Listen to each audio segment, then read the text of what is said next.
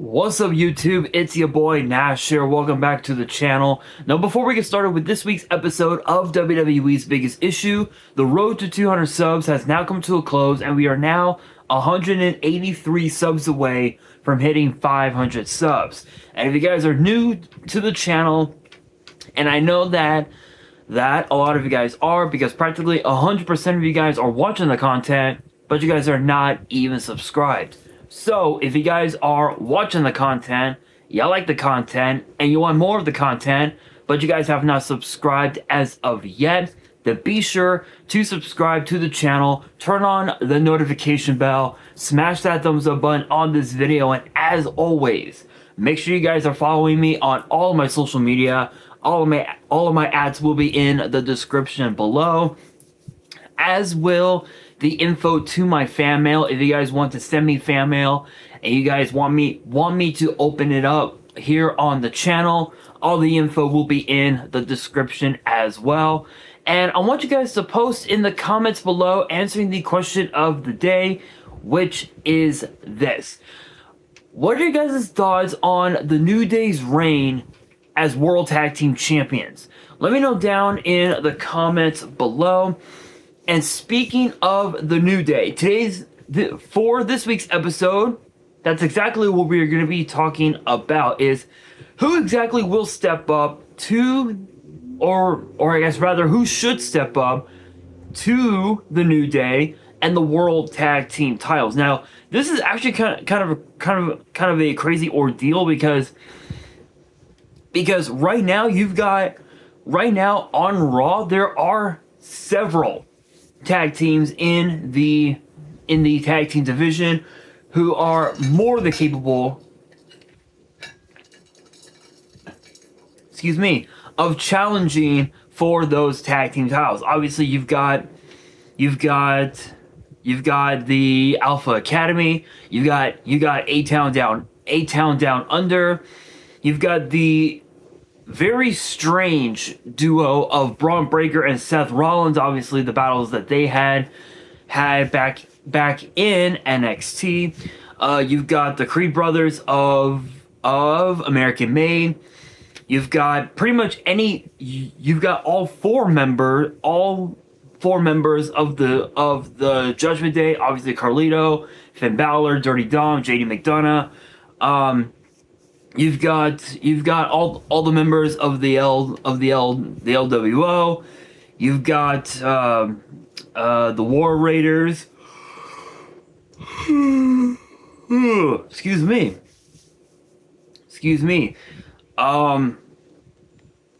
You've got New Catch Republic as well. You've got quite a few teams on the roster, but it comes down to which three teams deserve the opportunity to challenge for those tag team titles. And as crazy as it sounds, A-Town Down Under, Judgment Day, and the War Raiders. And if I were to have, is it? Yeah, A-Town Down Under, Judgment Day, War Raiders, and if I had to pick one more team, I would probably have to say the LWO. A-Town Down Under, obviously, because we know how good they've been as a duo. They've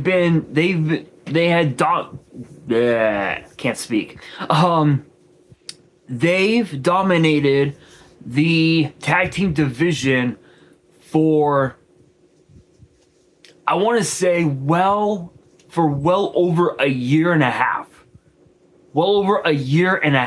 And it's weird because, hang on guys. Sorry guys, something fell off here somewhere.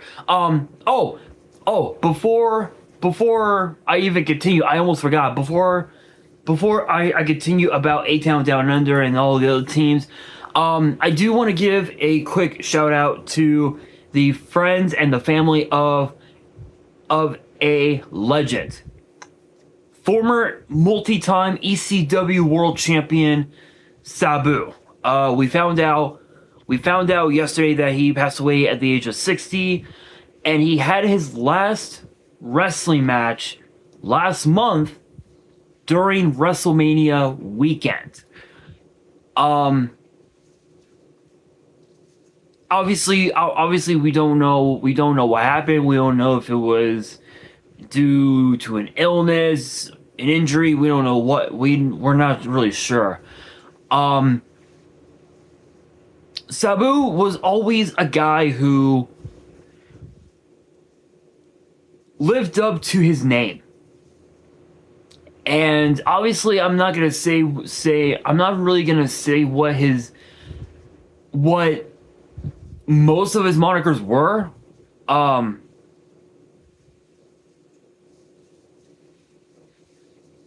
Obviously you guys know why, because of the YouTube algorithm.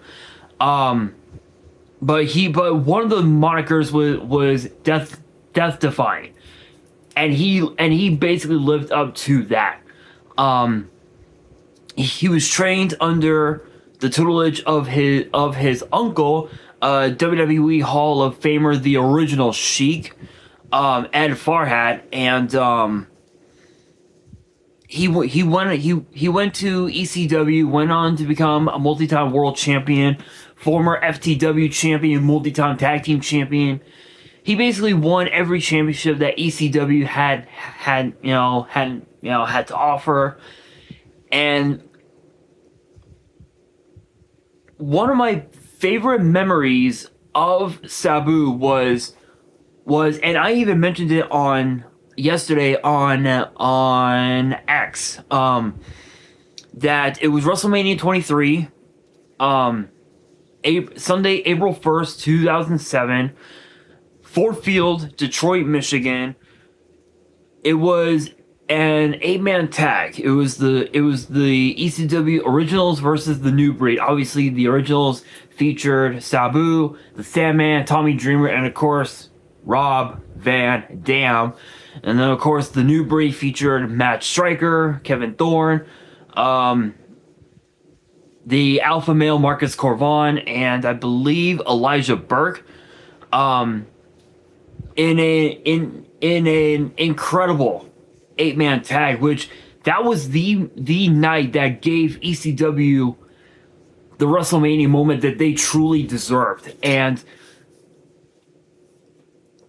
I will say, I think it would have been nice to have seen Sabu back in WWE for at least another match or two at best. But unfortunately, he sadly passed away yesterday, and I know that Sami Zayn has been pushing for Sabu to get inducted into the Hall of Fame, which he is 100% deserving of being in the Hall of Fame. We don't know if that will happen. We'll have to wait and see. But shout outs to the entire family and all of the friends of Sabu. I speak for myself and for all of my fans who watch my content, and for everybody around the world who are huge fans of Sabu and ECW when I say that our condolences go out to you guys. I gotta admit, Sabu was one tough son of a bitch. When it came to being in that ring, he was one of the toughest son of a bitches I've ever seen. And that's saying a lot, considering the fact that guys like Stone Cold Steve Austin had the moniker of the toughest son of a bitch in WWE. But again, shout outs to the friends and family of Sabu. Our condolences goes out to you guys. Be sure to drop a comment below. Your all-time favorite Sabu moment and why that was your all-time favorite moment. Drop them in the comments below. With that being said, moving on. A-Town Down Under, obviously, again, again, they had dominated tag team wrestling on SmackDown for the latter part of the whole of like a year over a year and a half. They got traded over to Raw as part of the as part of the window as part of the window transfer pre Raw's move to Netflix, if you will. And they've been long overdue a shot at tag team gold. The problem is that Grayson Waller over the last I want to say the last 4, 5, maybe 6 months at best, we've started to see cracks within A-Town Down Under, and a potential babyface turn for Austin Theory, which honestly I think would really help his career. But at this point now, the question is it too late? Is it too late for Austin Theory to turn babyface? I don't think so. I don't think it's too late. But that depends on WWE. But aside from that, they are definitely long overdue a shot at the tag team titles. Judgment Day is the exact same way. I know that that ever since Dirty Dom had won the Intercontinental title last month at WrestleMania, and then successfully retained the title the Raw after WrestleMania against Penta, and then of course this past Saturday at Backlash against Penta. Finn Balor has started to understand what's going on. Obviously, everybody is starting to forget about Finn Balor, and they're more so focused on Dirty Dom. So I think the only way that Finn Balor could bring the spotlight back onto him is if he and JD McDonough went after the world tag team titles. Which, even if that were to be the case, right? If they did become tag team champions again, it's a matter of how many title defenses are they gonna have before they drop the titles again, you know? And then of course the LWO. Here's the thing, right? Obviously Dragon Lee is a former WWE Speed champion. He's a former NXT North American champion. Rey Mysterio's won every championship under the fucking sun, including the Cruiserweight Championship, not just in WWE, but of course in WCW. He's been champion in WCW, ECW, AAA, Lucha Underground, WWE. Everywhere he's gone, he's won championship gold. And I feel like with Cruz del Toro and Joaquin Wilde, they've been long overdue tag team glory. They need the tag team titles to keep the LWO relevant. And the crazy thing is, even Rey Mysterio knows that the only reason why that the LWO has remained relevant for this long is because of the fact that Rey is a Hall of Famer. Without that Hall of Fame ring, I have no doubt in my mind that by now the LWO would have disbanded completely. They would have disbanded completely, and no one would even notice it. So the way I see it, the only way that the LWO could stay relevant is by going after the World Tag Team titles. And as far as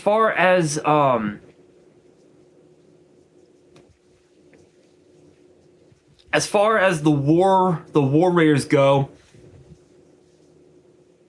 obviously they are due a rematch for the tag team titles. However, we do know that tonight on Raw,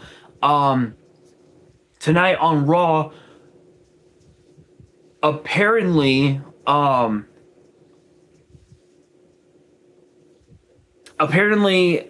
they have to fight against American Made, the Creed brothers, to try and get one step closer to the World Tag Team titles, which makes no sense, but at the same time, it does.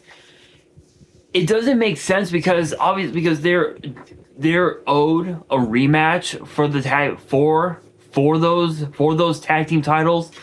But when you look at the fact that nowadays, and we've seen it a couple times before, where people would have to earn their rematches, in a way it makes sense. But I don't know. I think with Saturday night's main event coming up in a couple weeks, one could argue that we may end up seeing the New Day defend their tag team titles on Saturday night's main event, because we found out that Logan Paul will challenge Jey Uso for the World Heavyweight title on that night. There's been rumors that John Cena will be defending his WWE title against R-Truth, which makes no sense whatsoever. But given what happened on Saturday, it is what it is. So with that being said, the question is, if I were to eliminate two, who would be those two? I would say A-Town Down Under, and the Judgment Day. A-Town Down Under, again, mostly just because of the cracks that are within the team, and it's not Austin Theory's fault. It's all on Grayson Waller. He's the one who last week on Raw was supposed to fight Sheamus one-on-one, but Grayson was like, you know what? I can't do it. I'll let Austin Theory take that bullet for me. And yeah, Grayson Waller just laughed. He literally laughed it off and was like, yep, I'm one hell of a teammate. Yeah, so I can guarantee you that A-Town Down Under, sooner or later,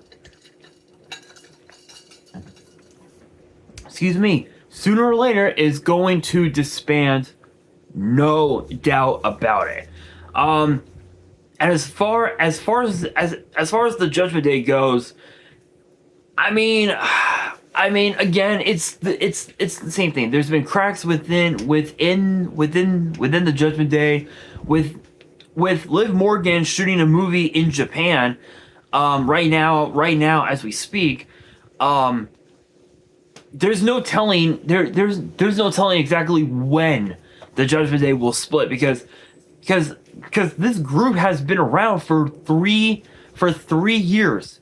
Think about that. 3 years, and they're doing nothing. They're doing a whole lot of nothing. Now they're more focused on Dirty Dom and the Intercontinental title, where we're supposed to Finn Balor. He's trying to figure out why are they doing this to me? Why are they pissing me off? That's his brain. That's his mindset right now. So with that said, there's no shot that they would ever get the shot at the tag team titles. So the way I see it, I feel like it has to be between the LWO and the War Raiders. It has to be the War Raiders, and the only reason why is because and even Eric said it in some interview not that long ago. He said in that interview that he and Ivar don't have much time left as active wrestlers, because of the fact that they had been around for 10 years. They had traveled all over the world. They've won tag team titles everywhere they've gone, including NXT, becoming arguably the most dominant NXT tag team champions of all time. They left NXT as tag team champions. They literally retired from NXT as tag team champions, the same way that Asuka retired from NXT as the NXT Women's Champion. So there's definitely a lot to consider, and also the fact that and also considering the fact that they've again, as I stated, the fact that Eric and Ivar have been doing this for 10 years plus proves that they are first ballot Hall of Famers, 100%. And I know that there might be some people out there who might think, oh, they don't deserve to be in the Hall of Fame, blah blah blah. To those people, they may not like the idea of the War Raiders being in the Hall of Fame, but the funny thing is, at least the War Raiders were the ones that helped re-elevate, the Raw tag team division and the World Tag Team titles, making every team want those tag team titles. With the New Day now holding them, it comes down to who wants it more, and it's gotta be the War Raiders, because I feel like if they don't win back the tag team titles between now and also just let's say the end of the year, let's say that, right? If they don't win back the tag team titles within that timeline, there's no doubt there's no doubt that we could end up seeing the War Raiders retire from wrestling completely. Or will they? There is the competition. You know which competition I'm talking about. They may end up there, but they may end up getting lost in the shuffle, kind of like what they did with several former WWE stars, including Adam Cole, Keith Lee, Isaiah Swerve Scott, Rusev, just to name a few. Some of them actually came back to WWE from there, including guys like Cody Rhodes, Rusev, Aleister Black. Who else? The Hardys. Who else can I think of? Even also massive debuts to WWE from the competition. Ethan Page, Ricky Saints, Jade Cargill, which Jade Cargill was completely unexpected. We didn't think we would see Jade Cargill in WWE, but here we are. Over a year in WWE, she's already the biggest thing going, which is insane. So my opinion has to be the War Raiders, but I want your guys' opinion. Let me know down in the comments below who you believe should step up to the New Day and the World Tag Team titles. And with that being said, that'll do it for this week's episode of WWE's Biggest Issue. Hopefully you guys enjoyed. If you did, make sure you guys smash that thumbs up button. If you guys are new to the channel and you guys want more episodes of WWE's Biggest Issue in the future, then be sure to subscribe to the channel, turn on the notification bell, smash that thumbs up button on this video, and as always, make sure you guys are following me on all my social media. All of my ads will be in the description below, as will the info to my fan mail. It will also be in the description as well. And on that, this is your boy Nash, signing out.